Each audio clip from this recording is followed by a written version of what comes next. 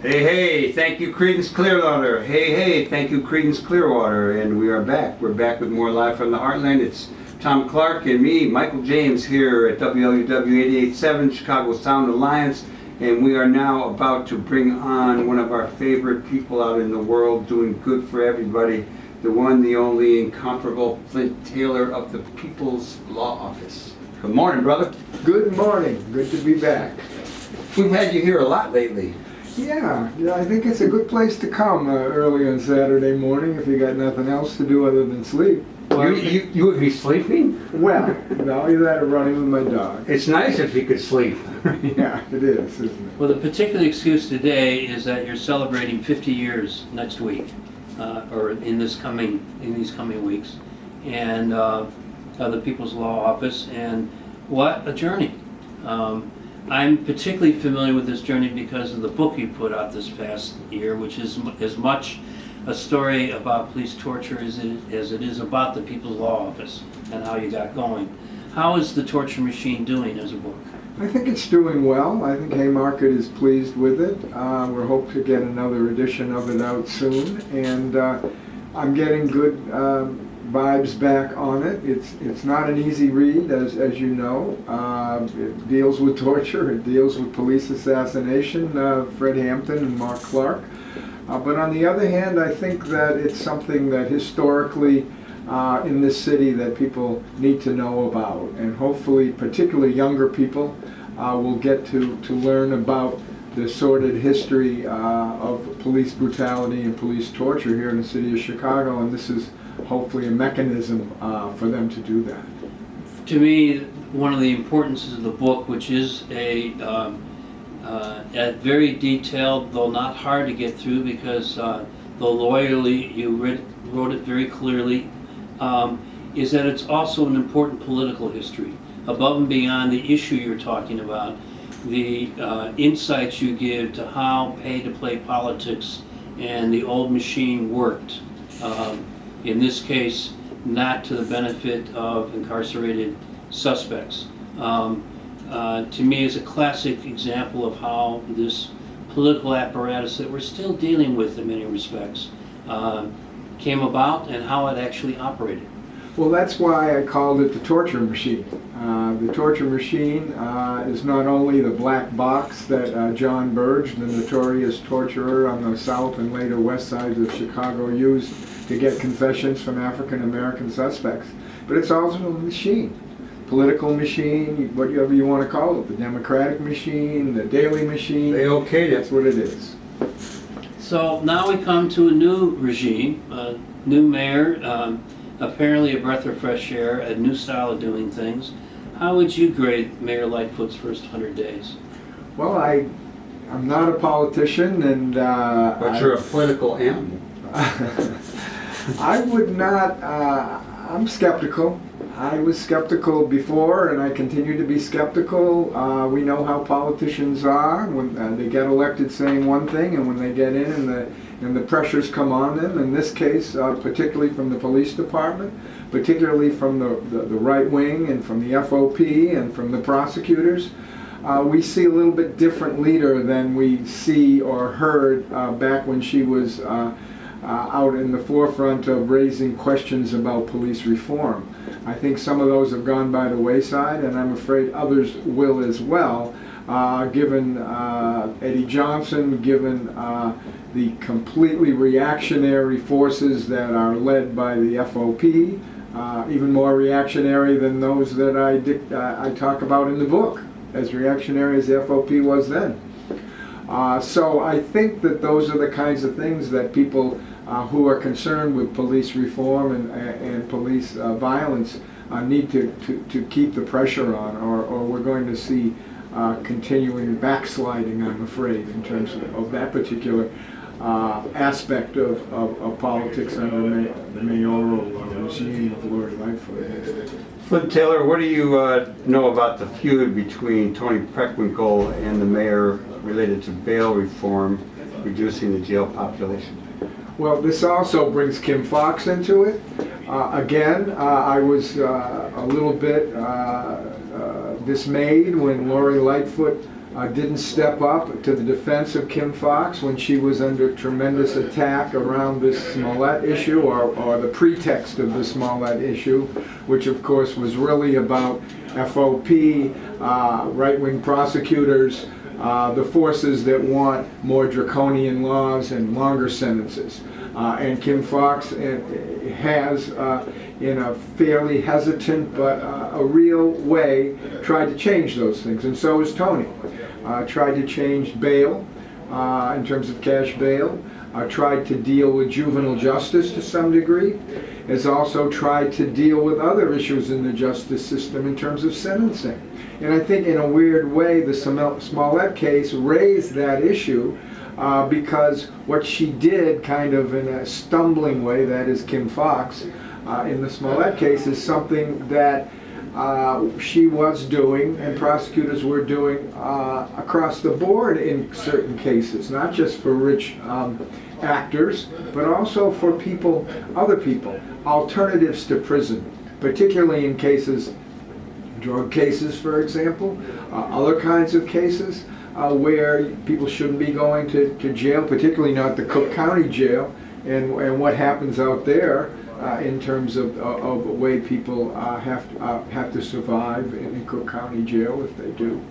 So I think all of that is important in terms of the question. And Preckwinkle has been a force, along with more recently Fox, in those kinds of reforms. I get the sense Lightfoot isn't necessarily on the same page with some of those reforms. And now I get a little worried about not only the right-wing candidate that's going to challenge Fox, but is there going to be, and maybe you all know more about this than I do, I heard something a few months ago that maybe Boykin might be coming in, and he might be coming in on a more take the guns off the street, lock people up who have guns, that kind of more regressive position, which certainly has some resonance not only in the right-wing communities, but also in portions of the African-American community. Indeed, it's a real challenge. The hubbub around Fox, I'm going to raise a media question here. Michael accused you of being a political animal, but the Torture Machine book also showed me how astute you were in your use of the media to take an unpopular issue and at least get some public attention around it, because 20 years ago no one wanted to pay attention to Burge and the torture thing, and so you made great progress in that.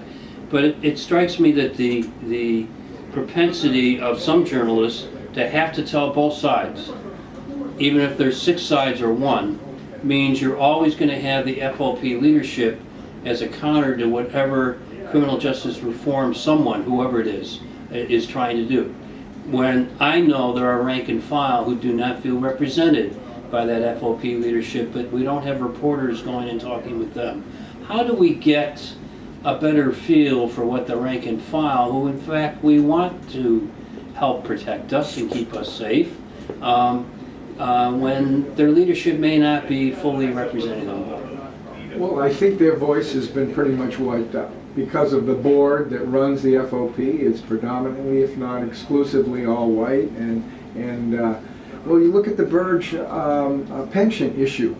Now, do you think that all the rank and file necessarily lined up behind Burge and think that he should have been getting his pension after he went to federal prison and after he was For torture. Right. Well, actually he went to prison for perjury, but it was all based on his lying about torture. No, of course they don't. But are they're afraid to speak out. I mean, I talk about in the book the fact that there were 4 African-American detectives who worked under Burge, who, although they were excluded from the actual torture rooms, they knew what was going on. And they, to keep their jobs, they stayed quiet. They stayed quiet until they ended and retired, and then they talked to me about what they saw and what they heard. So there's a tremendous amount of pressure, the code of silence, and I think that is how the FOP continues to take what we would think would be unpopular positions, even within the within the police department. So how are you going to mark 50 years of the People's Law Office? Well, tell us a little bit too about the highlights along the way. Oh, well, there have been a few. I know.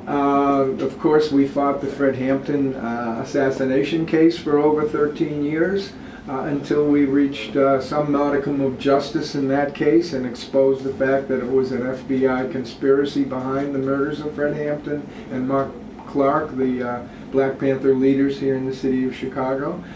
We've done a tremendous amount of work in the Puerto Rican independence community, and our lawyers have fought very hard for the freedom of many Puerto Rican independence fighters who have been locked up in federal penitentiary for many years. Of course, the aforementioned torture cases, which myself and many others in the office worked on for decades and decades and continue to fight. Wrongful conviction cases, people who went to the penitentiary who were innocent, who spent decades, some on death row. We fought some of those cases. Those are some of the things we have done and we continue to do. Of course, fighting in protest cases over the years when people got locked up for starting out with Vietnam, going through the Iraq War, and right down to today with all the demonstrations that people are arrested for. But I think a tremendous thread through all of this is fighting against racism, fighting against white supremacy in the judicial system, mass incarceration. Those kinds of things have always been very important to us, starting in 1969. How about Attica? Attica as well, another mass incarceration, but also people rising up against mass incarceration and the conditions in prisons. Yes, obviously that was a tremendous piece of work that several of our lawyers did over decades. What's the date of your public event? Well, we're having a public event on next Saturday, 14th. The 14th. What we decided to do for the public was to have a forum, and in the afternoon we'll address several of the different aspects of the work we've done with past and present community and political leaders, and the lawyers will facilitate that and try to link the past to the present in a forum that'll be at the Cultural Center, the Luis Belvis Cultural Center out on Armitage and Pulaski. It's free to the public, and hopefully people will come. Thank you so much, Flint Taylor. You're one of the best, and I'm really glad that when I had to go to court on some stuff way, way back, it was Dennis Cunningham of People's Law Office who got me through it. Well, let me put a couple of things on the on your calendar, and that is on Tuesday I'll be at the Harold Washington Library to talk about my book, and also out in Oak Park on October 16th at the library. So if people want to come out and hear a little bit more about the book and the People's Law Office, that's a couple of events that they could come to. And I'll see you next weekend and shortly thereafter when you'll be talking to my class from DePaul. That's correct. Thanks, brother. All right, thank you. How about we got our brother James Porter going to play us a little tune. And what tune are they playing, Tom? Well, I want to let our listeners know they're listening to Live from the Heartland on 88.7 WLUW in Chicago. Please like us on Facebook and at YouTube/Heartland Media. We're going to listen to a little compilation from last weekend's Jazz Fest, the Latino American